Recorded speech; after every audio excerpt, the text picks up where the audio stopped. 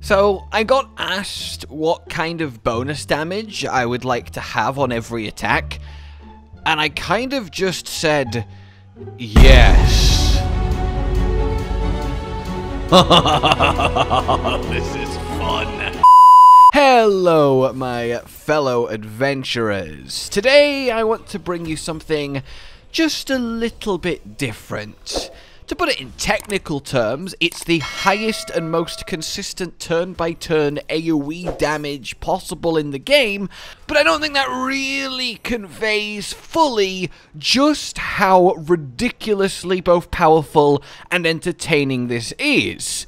You get to freely, without using spell slots, without doing any trickery or anything like that, just repeatedly, 5 times a turn, blast massive groups of enemies for huge amounts of piercing damage, acid damage, poison damage, fire damage, psychic damage, radiant damage, until they all melt to this unstoppable onslaught. Numerically, even with just 4 targets, we're looking at a potential over 1,000 damage a turn. I mean, you kind of just saw it in action there. Those poor flaming fists. So what are we actually working with? Well, we are playing a ranger. A little bit of a multi-class dip, but we'll get to that. Primarily a ranger and a hunter. And hunter, I think, gets a bad rep because it's kind of the vanilla-y, straightforward, not too exciting fighter champion equivalent of the rangers. Gloomstalker does a lot of Nova shenanigans, and then Beastmaster has that beast flavor. Not that I would recommend eating anything that's being described as having beast flavor. But what the Ranger does get at level 11 is volley. And I cannot express how much I adore volley. It's so simple, yet effective. You just choose a circle, and you blast everything in it for your weapon attack. And that's neat. It's useful, it's good AoE, tribal, doesn't use as a resource, just every turn. But notice, obviously, I said weapon attack. Volley counts as a weapon attack, which means you can do it twice per attack action, as it counts for extra attack, so 4 times with haste. And anything that modifies your weapon attack modifies volley. So something simple like the Helldust Gauntlets adding 1 d6 fire damage to every attack adds it to volley. And now you kind of see where we go with this. If we engineer it so that we have as many of the damage ramps possible that affect a ranged attack, well, we can do some rainbow nuking every single turn repeatedly. Coupled with a massively useful bag of tricks, spells, passives, and gear, we just turn into the ultimate army clearing machine. And it's not like bosses or big chunky enemies really get to escape because your volleys are still hitting for up to 60 damage, and you can do 5 of them. That's a lot of single target damage too, or if you just use your normal attacks to achieve something similar. And then our little extra bit of multiclassing gives us access to a couple really important synergies that I'm very excited to get to. But for now, the levels. Starting, as you might expect, with Ranger. We are going to grab a Bounty Hunter for our favorite enemy, though truthfully choose whatever you like here, and same with your Explorer, though I will be giving us 3 damage resistances because it's just nice to have them over Urban and Beast. Your abilities should end up looking like this. We want our 16 in Dex because, you know, damage and everything. Then we want our 16 in Wisdom because we will be going into a little teeny bit of Cleric, and it's the best choice for our second 16. Follow with your 14 in Con. I like the Strength just for jump distance, and dump that Int and Charisma. Then we're just in for a lot of power leveling Ranger. Grab spells that make sense to you. I like to have Ensnaring Strike, especially if I'm doing this from earlier in the game. It's just a very useful little spell, and then Speaking to Animals is just good for, you know, enjoying the story. Your fighting style should be archery for an extra +2 bonus. This will come in very handy, as you will see, and then onwards. I will point out if there's any spells that are required, but at all times otherwise, just again, take what you kind of like using or think's effective. And here I will get me Longstrider. Then Hunter, of course, which gives us Hunter's Prey. Now here, Hordebreaker traditionally is pretty good, being able to target 2 enemies, and I would take this if you are doing this before level 11, but once you get to level 11, you want to have Colossus Slayer, as it will add that D8 to the volleys, which is a load more extra damage on top of everything else. Then we are good to move on and start getting our first feat at level 4. The feat that we will be going for is, perhaps unsurprisingly, Sharpshooter, the ability to do an extra 10 damage at the cost of a -5 penalty to attack. Now, we've chosen bow specialities, so technically we're only at -3, and we'll mitigate the rest too later down the line. So this is just really good extra damage, because yes, this applies to volley. Then we move on to level 5, where we can dip into level 2 spells and get that extra attack, so extra volley a turn, and I like to have silence. It's just a very useful bit of utility. Level 6 is nothing too exciting. We just get more enemies and more explorers. And again, none of them super necessary. I'll just grab Keeper of the Veil and then another damage resistance. And off we trot to the world of level 7.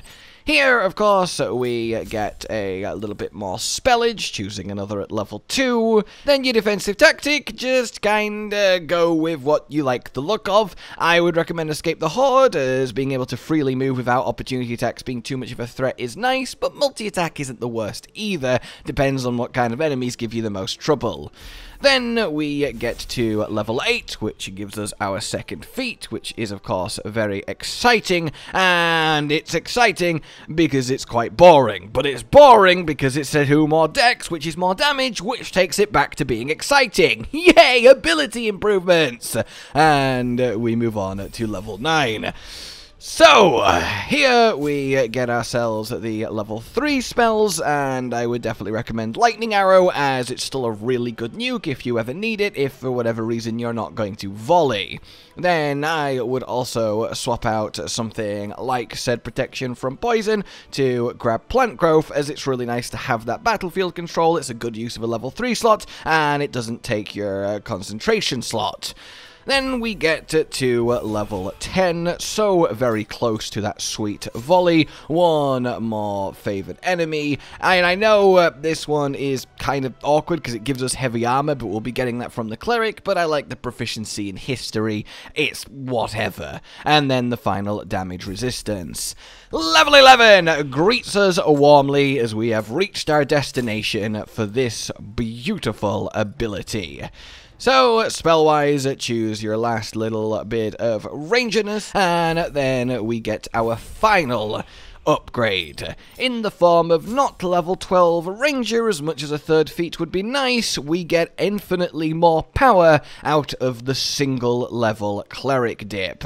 Grab your cantrips, though guidance obviously always amazing, and for our domain we want to go War. Primarily so we can do our extra bonus attacks with the War Priest charges. Yes, this means that we can do another volley with our bonus attack. Yeah, that's quite effective. And then for your spells, I recommend Bless. It's a good use of your concentration and will mitigate your minus attack penalty from Sharpshooter. I would also recommend Create Water to double the damage from your lightning arrow, and it's just a good bit of utility to have on hand for one level in a class. Sanctuary, as it's absolutely busted, and giving yourself a full free round to set up while the enemies can't do anything is evidently amazing. And then you required to take Healing Word. You need this. We need to be able to heal ourselves with our bonus action, and it's one of the reasons this Cleric dip is so important outside of the extra volley charges. So, we are done. Here we are all set up, and it's quite a nice, compact, effective set of abilities and spells that we have at our disposal. You have the little bit of cleric-y stuff, you have all of the rangery stuff, and you can use it all as you see fit. Create water on people, blast them with lightning arrows, get your plant growth down, ensnare people, silence the enemy casters, yada yada. But what we care about then is our main damage dealing device and how we're pumping it in volley. Just by default, it's already doing a really good, solid bit of work, but we are going to give it much more than that. We'll begin with gear then, as the gear is really what brings this together, and there are some very important pieces. We'll start with the good but optional ones, such as this use of being able to wear heavy armor, the armor of persistence, to permanently take half damage from slashing, piercing, and bludgeoning. It's just good, but you don't need it to function at the build of the damage. Same with Cloak of the Weave, I've just left this on.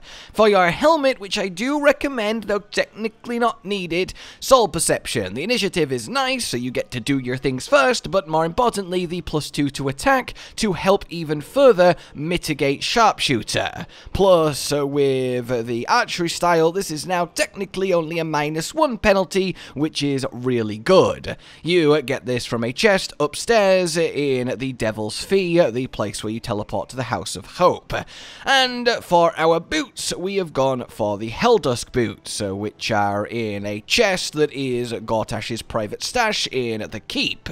This is really neat. Not being able to get moved and ignoring difficult terrain is nice, though we already kind of ignore difficult terrain from the ranger, but what I really care about is when you fail a saving throw, you can use reaction to succeed. This is obviously very powerful, and I combine it with Duelist Prerogative that I just shove on as my melee weapon to get an extra reaction, which synergizes really neatly, but we're never going to use our melee weapon, so put whatever you want here. Alright, the 4 slots that really matter. Well, I guess 5 if we include the bow that you're going to be using to do the damage.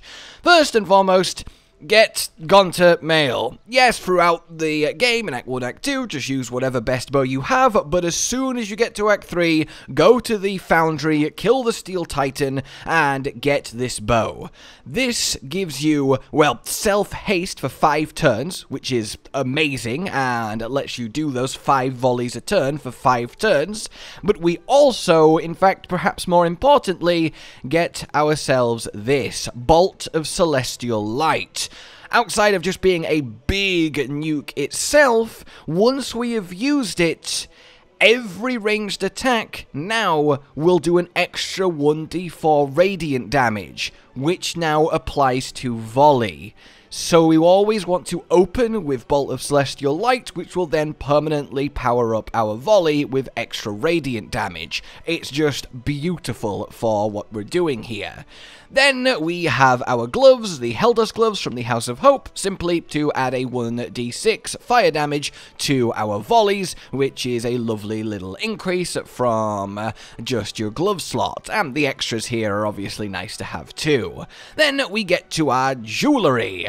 First up, we have Brood Mother's Revenge, and this is dropped by Kagher in the Emerald Grove in Act 1.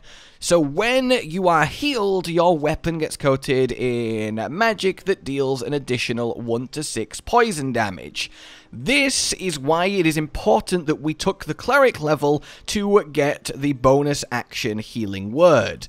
Because now we can use this on ourselves as our bonus action before our attacking, get that dipped in poison, so now we have an extra 1d4 poison, which then, yes, applies to volley because it just takes your weapon properties. So now we're extra poison blasting. That is really, really good, especially for just your next slot, as there's nothing else we super need there. Obviously, if you prefer to be tankier or something, put the Constitution Amulet on and sacrifice the extra damage, but but my goal here is to pump volley as much as possible.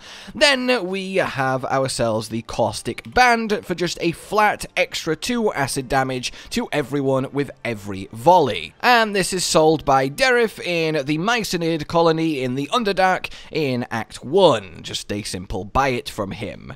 Then our last ring is the Strange Conduit Ring. While concentrating on a spell, the wearer's weapon attacks deal an extra 1d4 psychic damage.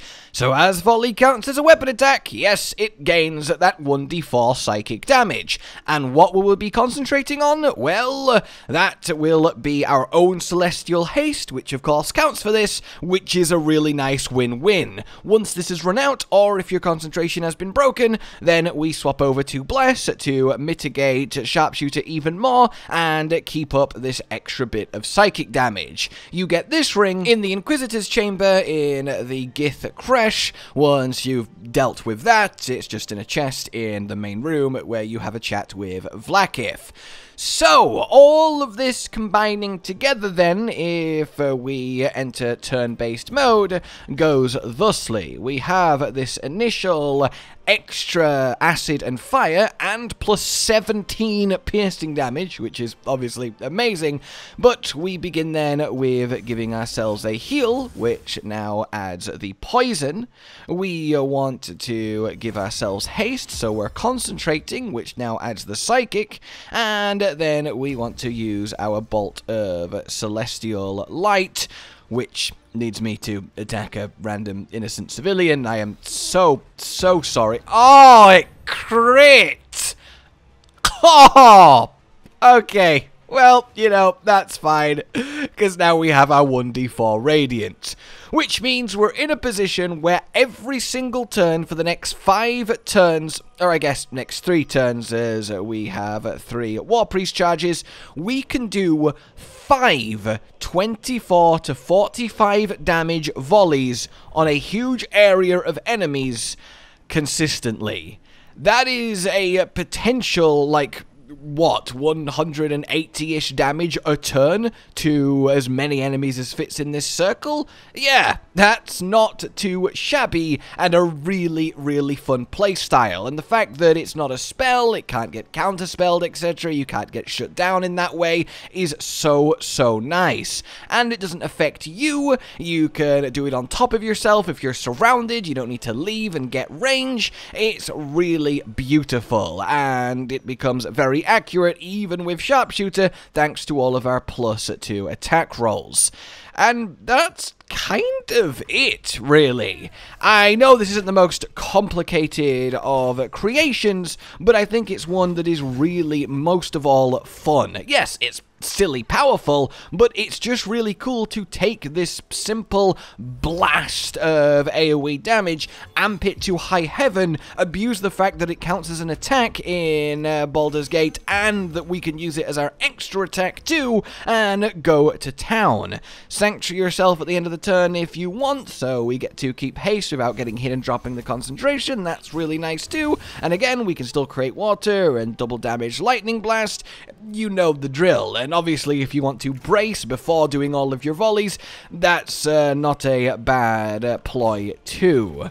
Then we're kind of there. Put all the gear on, set up, and make sure that you keep bonus action healing yourself to keep the poison damage up, and then protect your haste, and then just blast volley after volley after volley. And given it's literally your weapon attack but AoE, even if there's just a single target, you still might as well just click on them with the volley. And the final little neat trick you can do is cast your Plant Growth, which gives you a lot of battlefield control and helps group people up for the volley, but because our volley does a bit of fire damage from our Hildus gauntlets, you can lure everyone in and then use it as a kind of burning fire trap when you set it alight, so that's quite neat as well. This build is very potent. You can be quite slippy with Sanctuary, with the armor persistence, with your hides, and then just every turn cleave through the ranks, and this is so good on many enemy fights you wouldn't believe. Or I guess hopefully you would after I've just spent all this time explaining it to you. In any case then, enjoy if you choose to give this a go. And I hope you do give it a go, because it really is beautiful to just volley blast and blast and blast and blast and not have a care in the world as you annihilate everyone just everywhere, actually.